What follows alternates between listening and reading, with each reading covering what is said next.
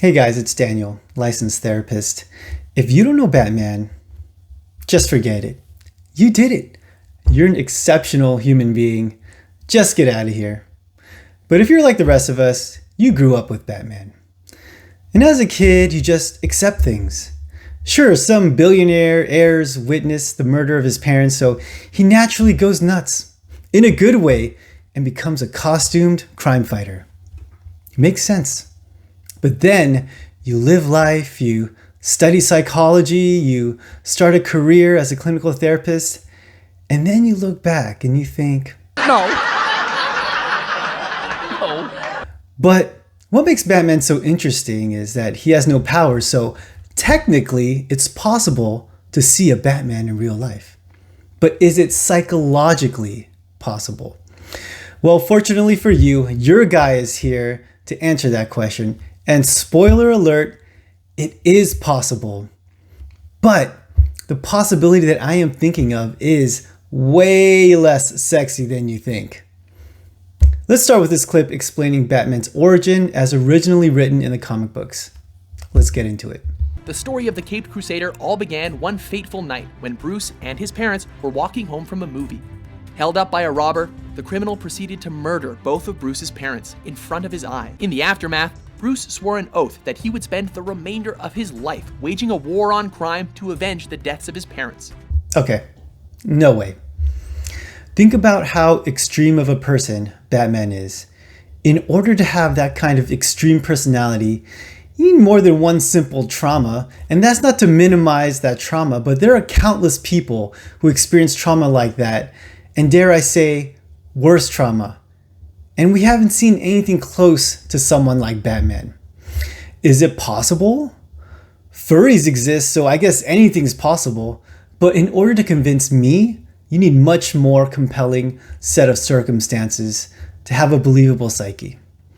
And that was the job of Christopher Nolan when he set out to make his Batman trilogy. It was supposed to be believable. So let's see how he does creating the mind of Batman.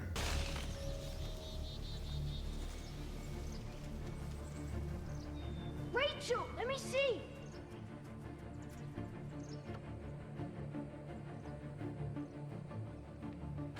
Can I see? Finders keepers, and I found it.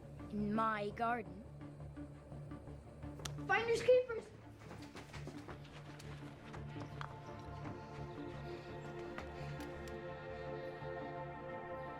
Bruce?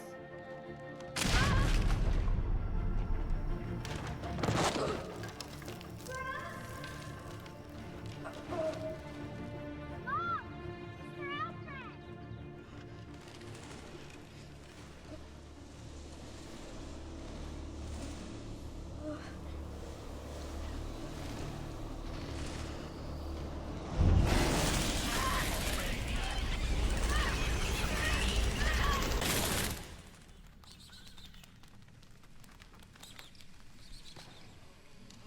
Bruce. It's okay. It's okay. You'll be okay. Will we be needing an ambulance, Master Wayne?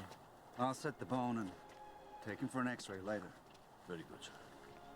I'm very sorry, sir. Don't worry, it's fine. Took quite a fall, didn't we, Master Bruce? And why do we fall, Bruce? So we can learn to pick ourselves up.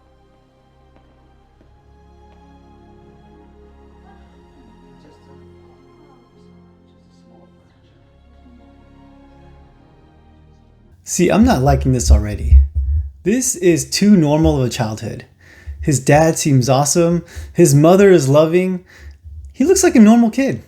Maybe a little spoiled, but Batman is an outlier in so many ways that those things need to appear in childhood. And so far, there's no indication that this kid is going to become Batman. But let's continue.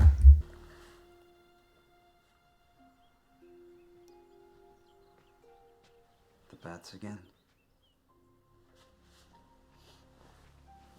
You know why they attacked you, don't you? They were afraid of you. Afraid of me. All creatures feel fear, Even the scary ones. especially the scary ones. I got something to show you.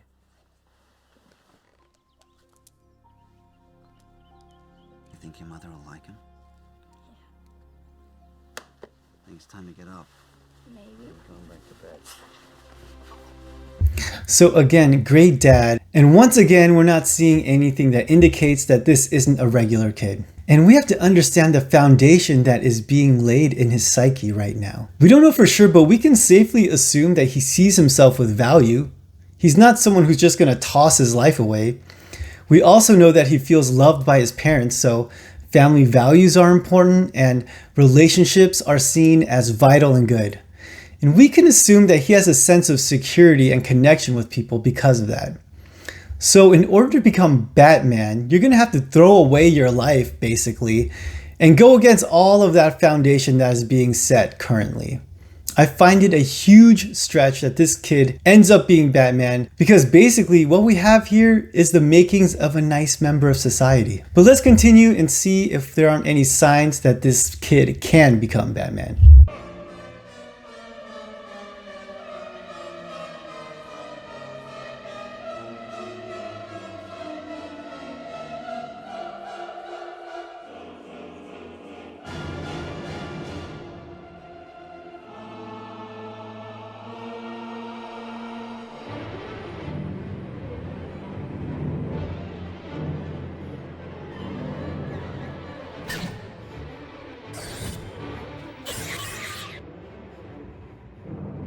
Can we go? Please. Let's go.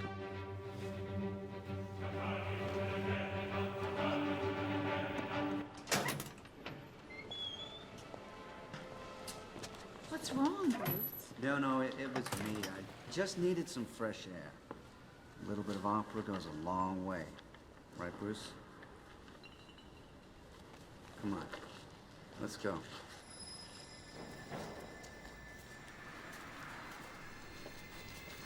Wallace, Joey, I'm fast. That's fine. Just take it easy. Take it easy. Here you go. It's fine. It's fine. Now just take it and go.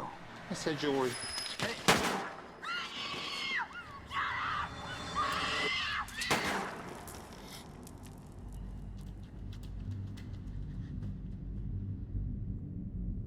Bruce. It's okay. Don't be afraid.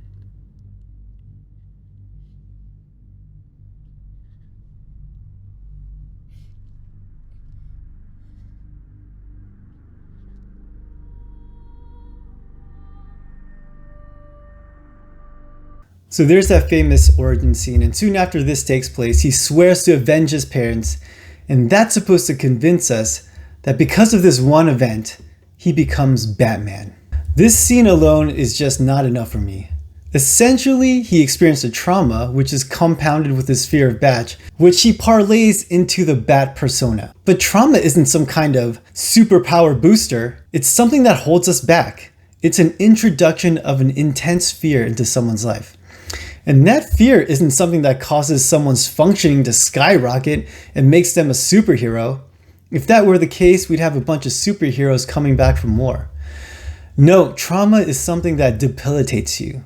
It's something that you have to overcome. And that is what I really love about Batman Begins.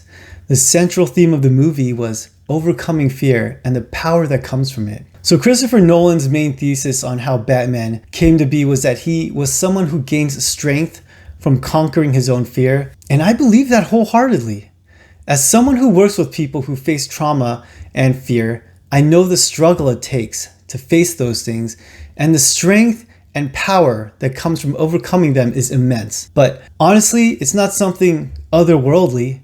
I deal with it almost on a daily basis. It's not like a bunch of Batmans are coming out of my practice. So to me, this simply isn't sufficient. We need something extreme to explain Batman's extreme behavior.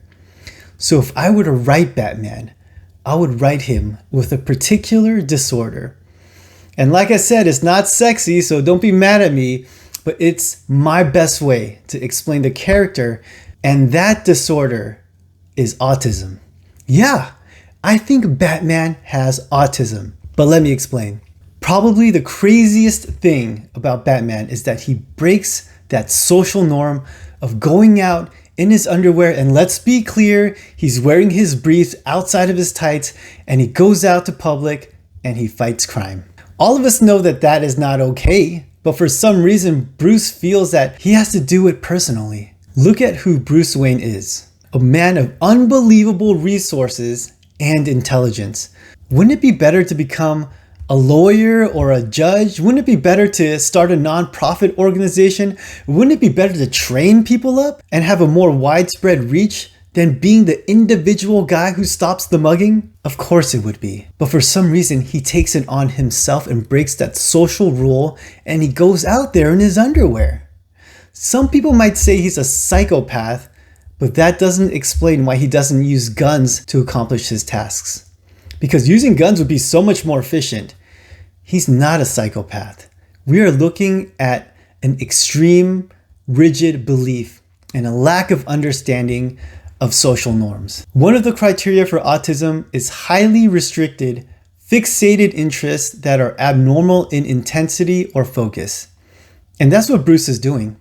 He believes that he has to go out there and fight crime, and it's in his mind that he has to do it in this specific way.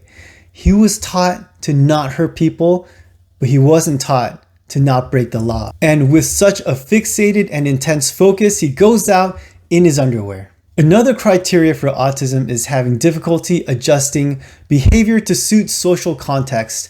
If that criteria was dialed to 10, he would actually have no clue that he was breaking a social norm.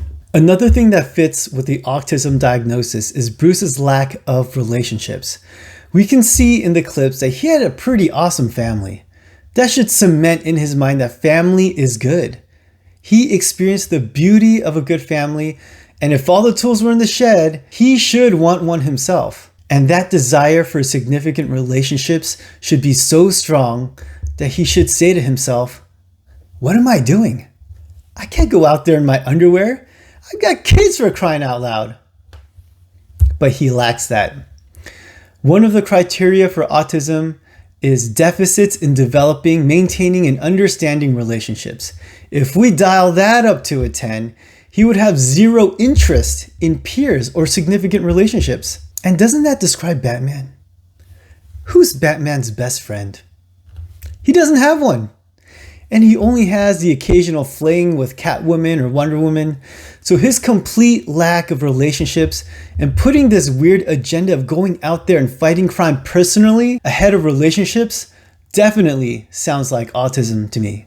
Finally, the last reason why I think autism is an explanation for why Batman is Batman is because of splinter skills, also known as savant abilities. In my youth, I volunteered as a counselor at an autism camp. I remember one of the kids knew how to get to every single chevron in the city. He was around 7 years old, but wherever you were in the city, he could tell you to go left or right or straight and eventually guide you to the nearest chevron.